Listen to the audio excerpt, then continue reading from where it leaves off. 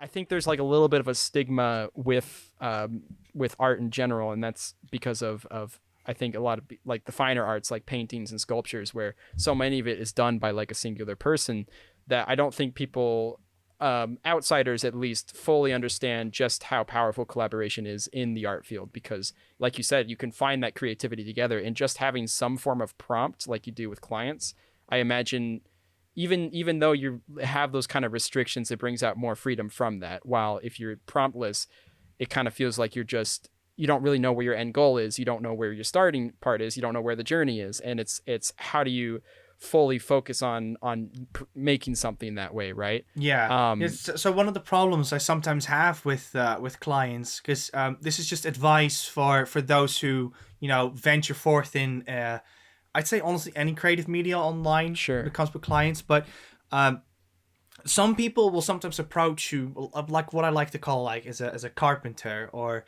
a hairdresser, like, hey, I've got a problem, could you help me with this? And then what tends to happen is that they kind of drop the project on you, and sometimes it works. Like sometimes you kind of have a feel for what they want to go for, but because I am, let's say, quote, the graphics guy, they will come to the graphics guy if they need graphics. So what happens is that I have no real clear idea of what this person wants. They kind of Right. know that I've done things that they enjoy in the past, but they don't say that. But because they have a problem, they approach it like, hey, can you just fix this? Right. And the reason why I'm bringing this up is because I feel that with those commissions in the past, they really tend to just flop or fall flat. Sure. And I think when you collaborate with each other and you try to find what it is that the person is after, and you're being honest with each other with the feedback, like, hey, why don't you try this? Let's try that. Let's see where this is going. That's when you get like the best kind of projects. Sure. So I feel that sometimes you get approached by people that just really want you to kind of make them look good, and that's Yes. completely understandable. But you need something to base it off of. Like Right. I can't guarantee that something will look great if all people offer is I cover Nintendo games. Could you just Right. make something like that? Can you just make something Nintendo related? Because it's inevitably going to be red. It's going to have, Yes. the arc from Nintendo probably around it. It's probably just going to have a font that I found online. And it's just there's no creativity to it. It's no, Sure. like, it's very hard to bounce off of that. And I Right. don't, I don't think those are the kind of projects you want to, deliver at the end of the day. You want to create something Sure. new and enticing and interesting to people. Right. And especially in today's day and age where anyone can be a YouTuber. I mean, great. That's great. That's a great thing. But, if everyone is uploading Nintendo content and that's the only idea they go off of for branding themselves, then naturally if someone requests that from you, they're just going to end up looking just like every other Nintendo channel out there, Yeah. right? While YouTube, what's great about YouTube as opposed to other places of releasing art is the individual aspect, the idea of personality being intertwined with your content that you don't normally see in theaters, or you don't always see in, I mean, I guess you still see it in movies, but what makes YouTube great is the individual aspect, right? And if you don't tap into that and put that into your branding, then naturally it's going to put more emphasis on just the interests as opposed to the personality. And if everything is based on the interest, turns out we share a lot of interests, and you're going to see a lot of the same stuff out there, Yeah. right? So yeah, I think that's great advice. And this kind of segues into another thing I wanted to talk about, because you also have experience with working with a team, right? Because you were working with Yogscast for a while. Yeah. Um, I was, yes. how does that kind of compare to just regular commission work? Like, was there some good things and bad things about that? What's your kind of take Well, on that? well, the when I was at the Yogscast, I was a an intern at the time, because, like I said, I wanted to kind of like venture forth in design for YouTubers. Sure. So initially, I dropped a message at someone on Twitter, and that kind of went from finding someone at Yogscast that might be able to help, because at the time I wanted to live in Bristol as well, because that's where the Yogscast is located, by the way.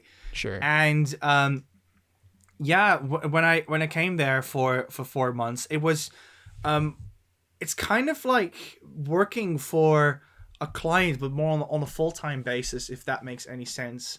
What was interesting about that environment was that, normally when you work with YouTubers, you kind of just, it's like a one-on-one relationship, and it's just, Sure. like kind of how we are talking right now. So it's more like through chat rooms and that kind of stuff. But now this was actually like an actual office with actual creators, and Right. everything was tailored towards that. So it was very weird to see, a department for everything. So it's, imagine like, well, you kind of see this with Gerard, with the completionist as well. He has also like his own departments. Sure. It's very fascinating to see, what is it?